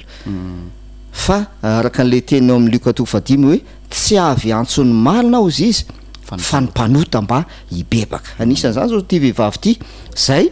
mpanota tao tanàna fantatry ny olona rehetra de rehefa tonga teo amin'le niditra tao amin'le trano fisakafoanana izy trano Simona dia nikeny Jesosy nakeo aminy Jesosy tsy nanilika ihany koa hoe iny fa nanatona le vehivavy fantatry Jesosy anie vehivavy io ny tena marina fantany momba le vehivavy io fantatry Jesosy tsara dia jereo tsara fa tsy niatakataka mihitsy Jesosy hoe iny fa nanomboka nikasika ny tongo Jesosy le vehivavy dia somary sadaikatra be Jesosy zavatra anankiray namana dino somary azavaintsika kely ataontsika anaty finosana ty zavatra ray ty de zao hitanao amin'ny Luka zany no milaza anazy lay teny Simona hoe amin'ny andefa 6:30 ary no nahita izany le fariseho nanasa azy dia nanao anakapo hoe raha mpaminany ity dia ho nalala io vehivavy manendry azy io sy ny toeny fampanota io fa inona moa le fihetsika nataon'le vehivavy ary inona nataon'le vehivavy hoe malala ny io vehivavy zay nanendry azy io le fihetsika eo amin'ny 9:30 teo izy ary nijanona teo ivony tanilan'ny tongony ka nitomany le vehivavy zany dia nakotsa ny tongony tamin'ny ranomasony sy namoaka azy tamin'ny volondohany dia eto amin'izay le fihetsika nanoroka fatratra ny tongony ka nanositra azy tamin'ny menaka mantra io fihetsika io namanadinao misy heviny zay somary manahirana kely le fihetsika hoe vehivavy anankiray manoroka ny tongotra lehilahy anankiray dia inona ny lazako anazy fanehoana filana an'lay lehilahy zay zany no zavatra niseho tam'zany ary zay nasadaikatra be any Simona rehefa nahitan'le vehivavy hoe inona ary ty ataon'ny ty vehivavy ty satria fantatry Simona zay nihevitra zay fihetsika zay fantany zay raha tonga anazy teny raha mpaminany io fantany io ataon'io vehivavy io fantany azanao amin'ny alalan'le fihetsika zay le izy de eto ankeo zany no misy lesona lehibe anankiray somary hitantsika kely lesona lehibe anankiray tsara raisina de zao le vehivavy tonga anatona an Jesosy hanositra menaka manitra ny tongo Jesosy tsy misy antony hafa tsy nanana an'izay hitrehetra zay le vehivavy ty na de zavatra ny ainana azy zany zay zavatra ny ainana zany amin'ny maha-vehivavy mpanota azy ary fatany zany hoe ty fihetsika ataoko ty zao ny hevitra ty fa rehefa teo zany izy tsy zay zany ny ataontsika hoe nanosika azy na motivation nanosika azy tsy zay fa iny moa zany le fanazavana zay nomeny Jesosy hoe be fitiavana izy be fitiavana zay le koa le teny Jesosy zay hoe be fitiavana izy ozy izy ary voavelany elobe satria be fitiavana izy fa zao lesona zay azo raiza de zao tianao zavatra tsara ho an Jesosy ity vehivavy ty kanefa rehefa jerevana dia tsy hainy nampiseho an'izay azonao tsy hainy zany nampiseho an'izay zavatra zay fa araka ny zavatra maizy azy no nanatanterany an'le izy zay le izy de zay zavatra zay afa ny fijerin'ny olona zay zay koa lesona azotsika raisina namanadinao hoe ohatra hoe misy olona fantatsika ny toetrany dia tianao zavatra ho an Jesosy izy tianao zavatra tsara izy na ho nivon'ny fiangonana zany tianao zavatra tsara izy sisa kanefa am'maizy azy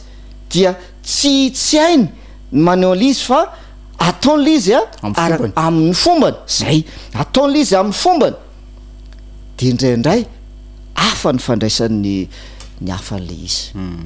de izay koa no miteraka le faneliana amin'izay fotoa zay hoe tsy mety iny nataonao iny tonga de misy fitsarana avy hatrany zay fitsarana avy mandratran'le olona mandratran'le olona le izy tonga de tsaraina avy hatrany le olona hoe tsy mety iny nataonao iny fa manina ianao manao ohatran'iny satria tsy eo am'le toeran'le olona ny ianao fa izy am'le maha izy azy zay mety tsy fatany le tena hoe tsara sy mety tokony anaovana an'le izy fa ataon'le izy araka an'le maha izy azy ohatra zay zavatra nataon'ity vehivavy ity mahafinaritra ny lesona ary tena sarobidy sy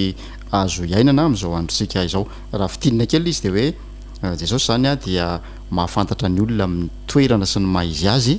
ary mandray an'izany amin'ny fitiavana ihany koa ny fijeriny de hoe be fitiavana io vehivavy io ny fijeriny de hoe vehivavy zay tonga amin'ny fibebahana io vehivavy io ary zay mihitsy eny nitanjona amin'ny vakiny pasteur teo amin'ny Luka 5 hoe tsy avy antsony marina izy fa ny mpanota mba hibebaka de ny lesona ho antsika aty amin'ny mpitazana zany de hoe aza mitsaratsara mialoha aza manilika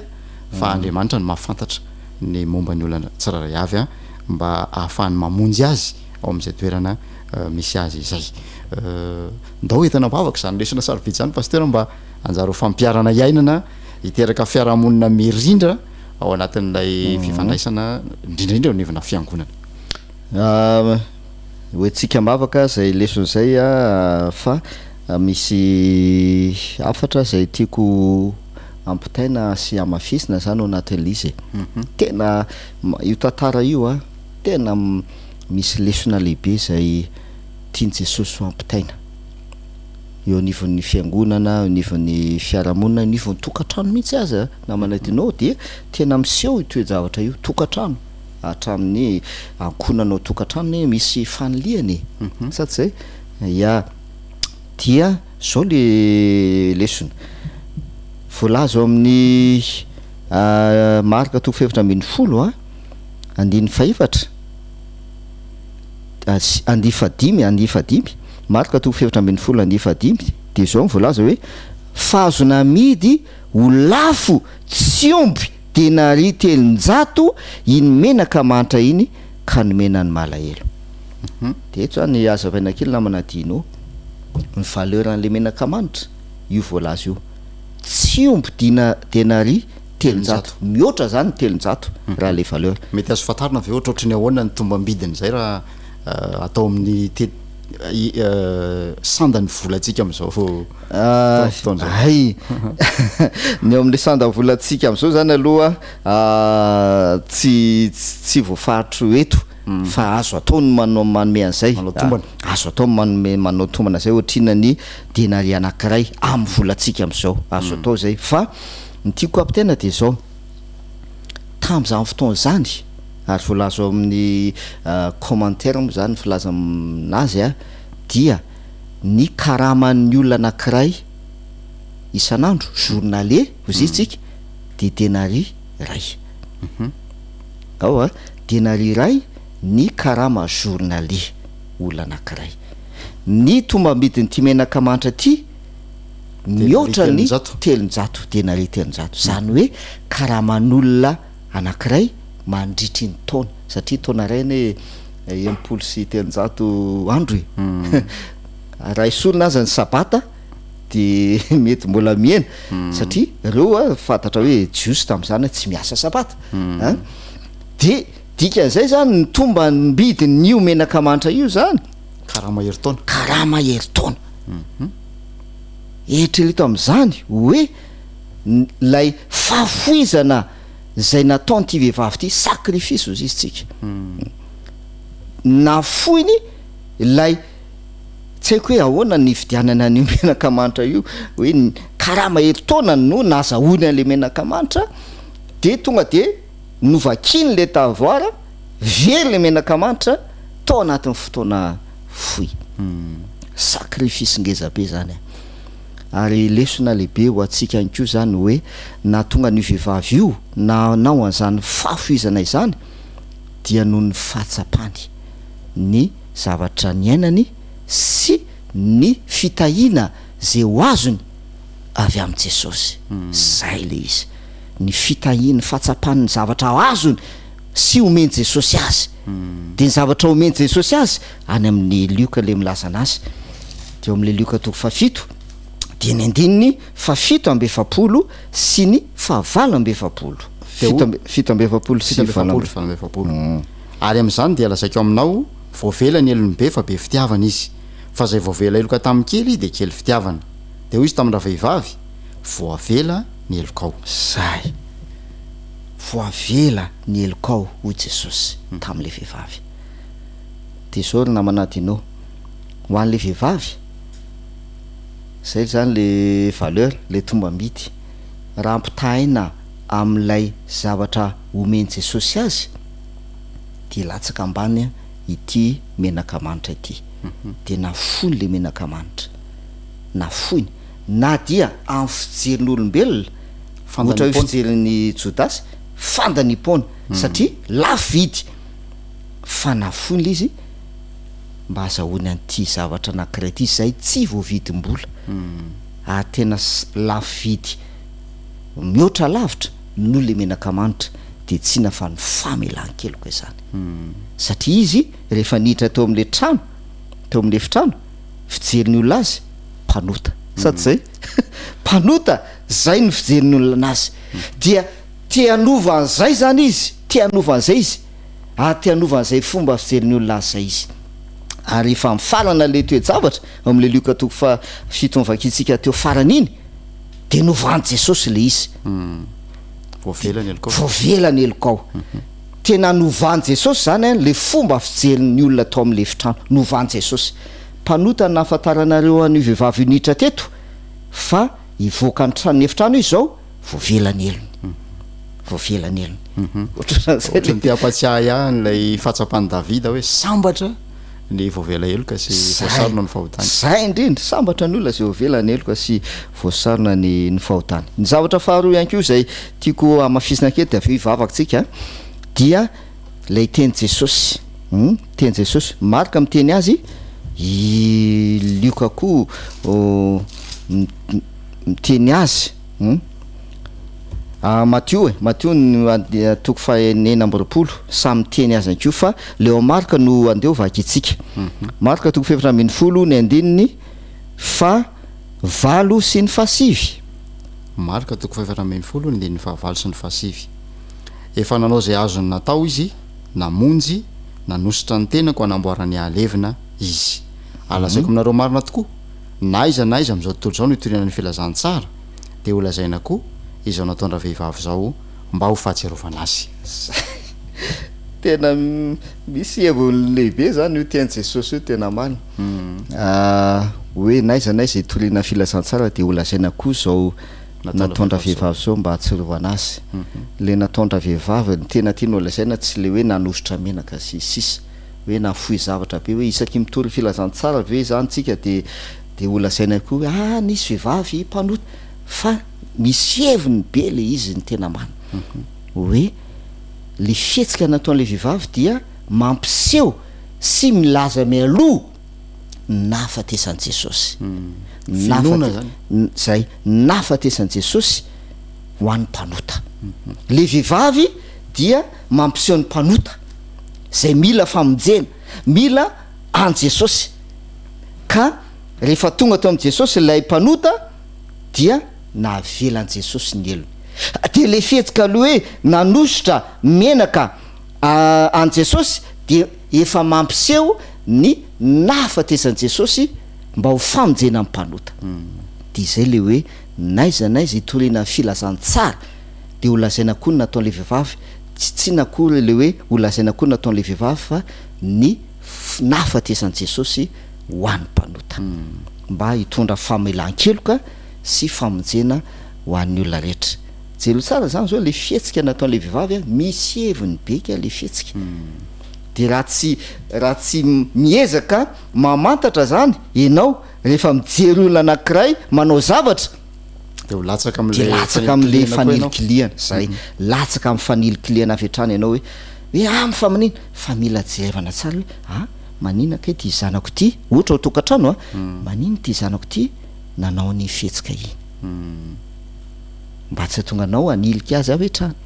na hitsara avy hatrany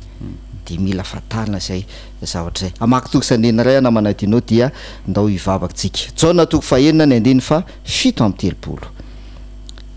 ndao vakitsika zay ten'Andriamanitra zay tsaona toko fahenina ny andiny fa 7:30 zay rehetra omeny ray koa no anatona ary zay manatona de tsy mba ho laviko mihitsy zay izay manatonao Jesosy tsy mba ho laviko mihitsy na manahoana ianao na manahoana ianao tompoko na manahoana ny fijerin'olona anao na manahoana ny fanilikiliana ataon'olona anao no ny toetranao sy ny fahafantaran'olona anao de aza diny no teny Jesosy io izay manatonao Jesosy tsy mba ho laviko mihitsy Jesosy tsy manilika na iza na iza satria tonga ho an'ny mpanota izy ary hiantso mpanota izy mba hanatona azy mba hibebaka mba ho vovela eloka sy mba iova eo amin'ny fiainana satria izay moa zany ny fibebahana fiovam-piainana ny fibebahana ina azy ya akasitrahana ny faharetanao nanaraka ny fandaharantsika de akasitrahana koa ny pasteur André Paradina Fanera zay tsy mitsahatra manolotra zava-baovao antsika mba tonga atsika afantatra bebe koa ny sitrapon'Andriamanitra amin'ny alalan'ny teniny ndao entina mbafaka ary ny fijery antsika sy ny fiaino antsika atao anatin'ny fandaharana tompoko miaraka hivavaka isika tompoko raha inay zay ny an-danitra tianay ianao ary voalaza anao zany ao amin'ny teninao manao hoe fa Andriamanitra mampiseho ny fitiavany amintsika fa fony mbola mpanota isika dia maty hamonjy antsika Kristy milaza ianao Jesosy fa tsy avy antsony marina ianao tsy ny olona mendrika tsy olona tanteraka no antsonao fa olona mpanota olona tsy mendrika satria ianao ny mpamonjy de miantso ny olona rehetra ianao zay mahatsapa fa mpanota mba hanatona anao ary zay manatona anao de voalaza ny teninao tsy mba ho lavinao mihitsy misaotra tompo fa azonay atao ama izao anay tsirairay avy amin'ny tsy famendrehanay ny manatona anao na dia afa aza ny fijerin'ny olona anay sy ny manodidina rehetra fa ianao de manana fijery afa momba nay tsirairay avy momba ny olona tsirairay avy mihitsy satria tia hanome famonjena tia hanome famelan-keloka ho an'ny olona tsirairay avy ianao Andriamanitra tanterao aminay tokoa ny teninao ary aoka ho tsapany tsirairay avy fa tsy misy faniliana eo aminao Jesosy ary ianao nefa ny teny manao hoe izao tsy manameloka anareo ary tsy misy fanamelohana ho an'izay ao aminao Jesosy Kristy atao fitsapanay zany ka aoka ny tsirairay avy samy hanapa-kevitra hanatona anao tsy salasala hanatona anao fa ninina fijeriny hafa dia afoy zavatra sarobidy mety zavatra sarobidy zay mety matazona sy mamikitra ny fiainanay fa ianao de manana zavatra mihoatra lavitra tsy voavidim-bola zay tianao omena anay de tsy nafa ny famelan-keloka tsy nafa ny famonjena fiainana mandrakizay mihitsy aza omeo zany zay Jesosy ary taio ny tsirairay avy ary taio ihany koa zay mba tsy anana